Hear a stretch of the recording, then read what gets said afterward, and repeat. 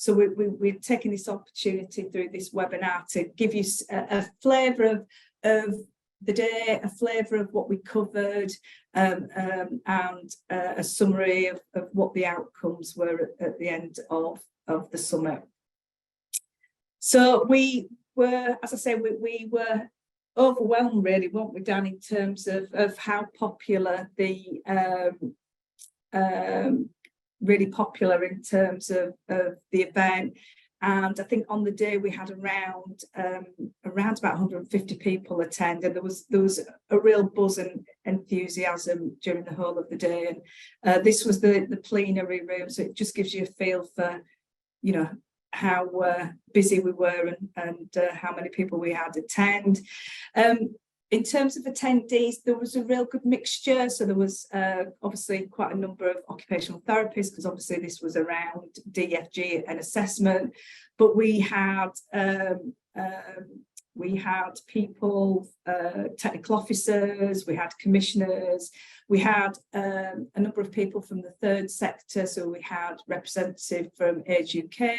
So we had a real kind of mix of people that attended, which I think was really positive for me, because I think it shows you that the interest that there is in terms of DFG and assessment. This just takes you through the agenda for the day. I won't kind of dwell on this, but just gives you a feel. So we started off nice and early, and we had 4 plenary speakers, which I'll go through in a minute. And then we had 2 lots of breakout sessions. And again, I'll talk about what those workshops were about. And then we had a closing part of the afternoon as well. So that just gives you a feel for the agenda of the day. These are the slides that I used just to set the scene. So I kicked off the session just to kind of set the scene, and I thought it'd be really useful to go through these slides with you, so you if you weren't able to attend, get a feel for why we were doing the summit. So we started off with the good news that so this slide shows some of the Delta data. So the really good news is we've 21-22, nearly 52,000 people applied for a DFG, and there were nearly 49,000 applications that were completed. So that's fantastic news in terms of the reach of the DFG. Really good news that in terms of adaptations, that 92% of grants are still used for kind of what we call the kind of simple mainstream adaptation. So 92% of grants are between that 1,000 to 15,000. So it's kind of still the stair lifts, the wet rooms, the ramps are kind of the mainstay of the grant. And one of the really positive pieces of news from the last Delta was, in terms of, it's actually wrong on here, but in terms of people aged 18 to 65, the number of applicants are increasing. So this year, around 36% of adaptations that were completed was for that cohort of disabled people aged between 18 and 65. And that's up from, if you look at these figures here, 2009, 2010, where 27% of completed applications were for people in that age group. So it's really positive that that cohort of disabled people are accessing the DFG. So that's brilliant news. So then why did we actually need to do a summit? So what we reminded the audience on the day was that a summit is about bringing people together, bringing leaders together to collaborate and resolve issues through a series of meetings and discussions. So what is the issue? So the good news for us all is that in terms of government policy, so this is this image here is from the front of the government's adult social care white paper on reforming adult social care. The great news for us as a sector is that adaptations, assistive technology, and the information that we provide is that cornerstone in terms of how we will support older and disabled people to live their lives and to manage their own health and wellbeing needs and their social care needs. So the really good news is from a policy point of view, government is very committed in terms of the role of adaptations, equipment and assistive technology. However, in the social care white paper, what they really emphasise is that if we're going to achieve that goal, is that we need to make sure that people can access adaptations and equipment and assistive technology with ease. And so therefore it's important that, you know, as practitioners, as services, we ensure that people can easily access those adaptations and assistive technology and equipment. Because if we don't allow that ease of access, we can't help older and disabled people build their resilience as they age in place, as they manage their health and social care needs. So one of the things that we know and the evidence shows us is that the longer people wait for equipment adaptations, the more complex their needs become, the more likely adverse events happen. And one of the clear things that the evidence shows us is that the longer people wait, then often they need a more costly adaptation, or that adaptation is needed alongside kind of traditional kind of costly care packages. So it's really clear from a government, the issue is providing that timely access, which we know doesn't always happen, particularly for those individuals with simple needs. Again, one of the kind of concerns in terms of the Delta data is that back in 2009, 2010, around 67% of older people were grant applicants. So grants were awarded to disabled people over the age of 60. In the latest Delta data, so if we think about the last slide and that ease of access for older people, what we're seeing is a trend in terms of a downward trend of older people accessing the DFG. And again, anecdotally, certainly as regional advisors, we know that it tends to be those older individuals with relatively simple needs that tend to wait the longest.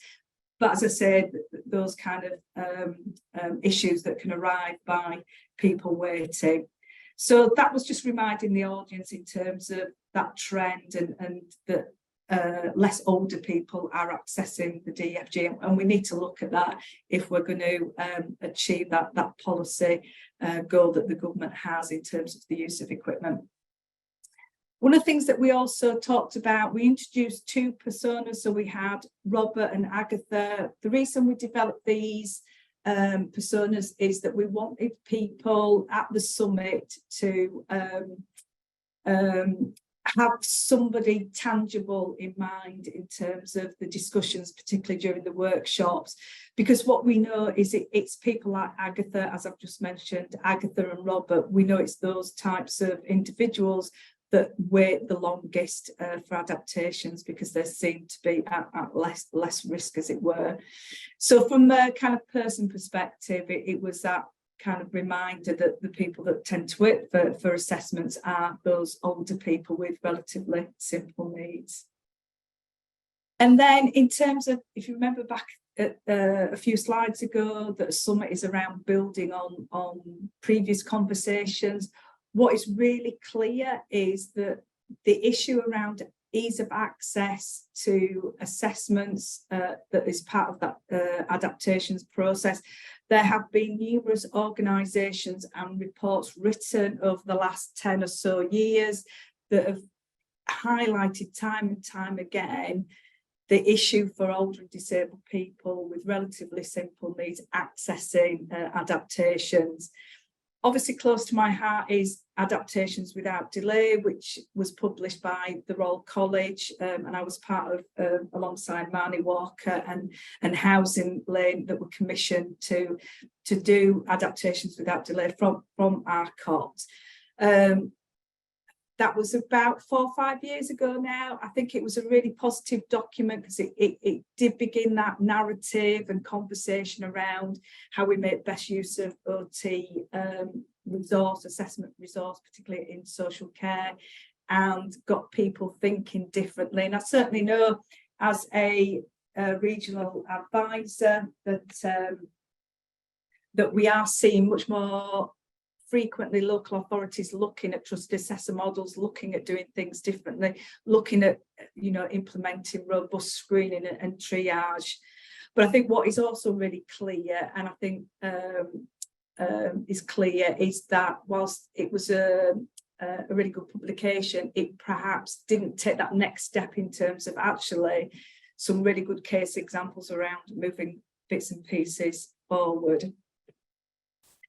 We reminded the audience, one of the things that we're aware of is that, you know, no matter what your role is in the DFG process, we are all leaders. So whether you're, you know, a technical officer, a surveyor, an OT assistant, a caseworker, we're all potential leaders in terms of making and driving change, particularly from the bottom up. And it was reminding people that were there at the summit but sometimes it's about having to grasp the nettle, no matter how uncomfortable some of those changes might make us feel.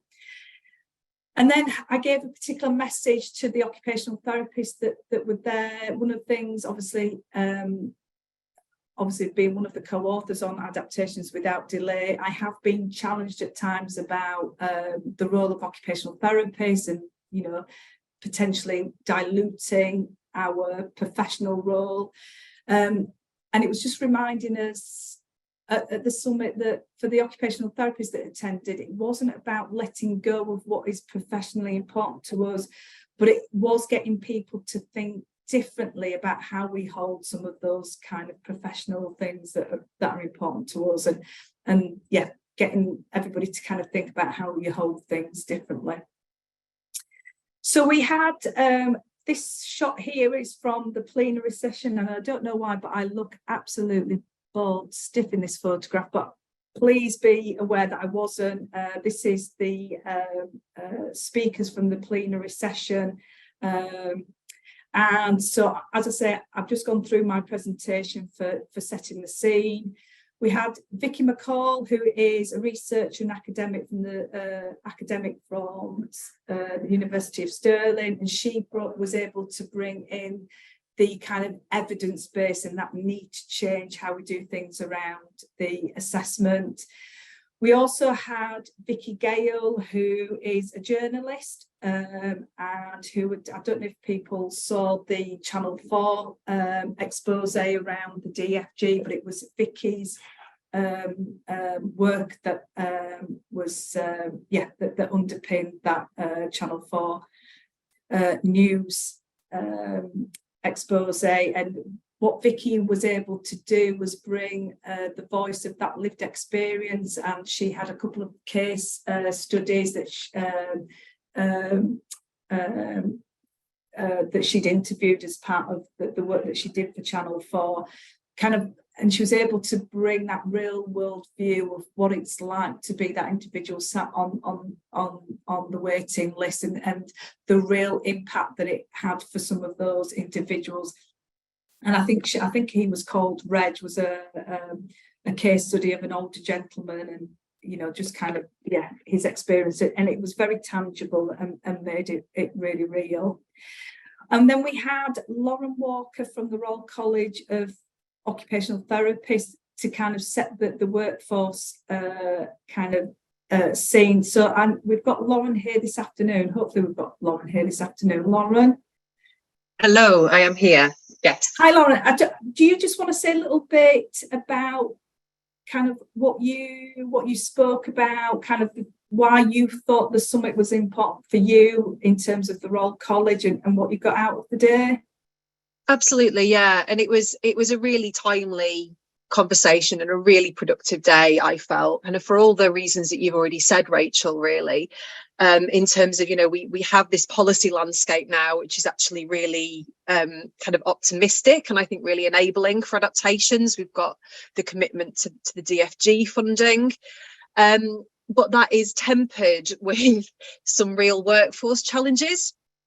And that's true for everyone who's involved in the adaptations process, and kind of acknowledging the range of professional colleagues that we have in this virtual room today. And it's certainly true for occupational therapists, and that's something that we've been delving into at the Royal College of OT over the last 12 months or so. I think specifically from an adaptations point of view, the conversation that we were having, really, if I'm honest, wasn't a new conversation. As you've said, Rachel, the college commissioned adaptations without delay back in 2017, actually, acknowledging that there were already delays within the DFG process, and very specifically around the assessment process. And we wanted to understand why that was, and therefore what we could do about it, and thus adaptations without delay was born. And one of the issues within that was that it felt that the workforce wasn't necessarily being used to its best advantage, and sometimes occupational therapists were, rightly or wrongly, perceived as a barrier within the process. There was this sense that people had to sit and wait for an OT assessment, and actually kind of challenging this narrative that you always need an OT involved, and something that Adaptations Without Delay does brilliantly. And I really hope that everyone on this call is already familiar with it, but if you're not, I would absolutely commend it to you. It's a really solid piece of work. And what it does is encourage people to think about adaptations in terms of complexity. So the complexity of the person and the complexity of the solution, rather than simply thinking about cost, and this notion of minor and major adaptations, which is kind of I guess the default setting that lots of people were approaching things from previously. So Adaptations Without Delay kind of gives that foundation and gives this framework, but as you've said, Rachel, we're kind of lacking still a little bit the tools to actually bring Adaptations Without Delay to life. And foundations have already done really excellent work to address that, and the summit felt like that was kind of the next step forward. There was a real solution focus in the room, and I know that the other colleagues on the call will talk about some of the kind of the next steps that we all discussed in our breakout groups. But in terms of the workforce challenge, at RCOT we delivered a workforce survey last year. We also ran a series of workforce summits, and the occupational therapy workforce is under vast pressure. So around 93% of the people who responded to the survey, and there were over 2,600 responses, said that there had been an increase in demand for their services over the previous 12 months. And quite a lot of that was attributed to people having more complex needs as a result of waiting for interventions. And again, Rachel, you've already laid out why that is problematic in terms of adaptations. The longer you're waiting, the more complex your needs are likely to be, and the more complex of an adaptation solution you're likely to need. And then that is coupled with real gaps within the workforce. So a really high percentage of occupational therapists were telling us that their teams were understaffed. There are real issues around recruitment and retention. So being really blunt about it, continuing to do the same thing in the same way and expect different results just isn't an option for us at the moment. We are a really finite resource. People are burning out. People's levels of stress are unacceptable. So if we want to be able to continue doing the job that we all feel so passionately about, we need to think differently about how we deliver that, and that's really challenging. I'm not going to sugarcoat it. It's really hard, especially when you're already stressed, to think about what you might need to let go of, or what you might need to do differently in order to make those adaptations processes more efficient. But again, as you've said, Rachel, it's not about diluting the OT role. It's not about saying OTs aren't needed, but it's about refocusing what occupational therapists do. So it's absolutely about making the most of our unique skill set, and absolutely about working with those people who have the most complex needs. So the kind of challenge that I gave people towards the end of my presentation was to think about what can you stop doing, what can you start doing, and what can you continue doing. And I think the stop was about, you know, letting go of these traditional ways of working just because it has always been thus. The stuff that we can start doing is thinking very specifically about what is it that only OTs can uniquely do, and what actually might our multidisciplinary colleagues be better suited to do. And the continue is about continuing to have these collaborative, challenging conversations so that we can move this conversation on and kind of co-create these different ways of delivering adaptations. And that was absolutely the feel in the room. It felt like a really purposeful session, so I was very, very glad to be there. And I'll stop talking now, I think. No, that's really useful, Lauren. Thanks ever so much for that, because I think you've given a nice overview in terms of what you covered. So thank you for sharing and coming along this afternoon.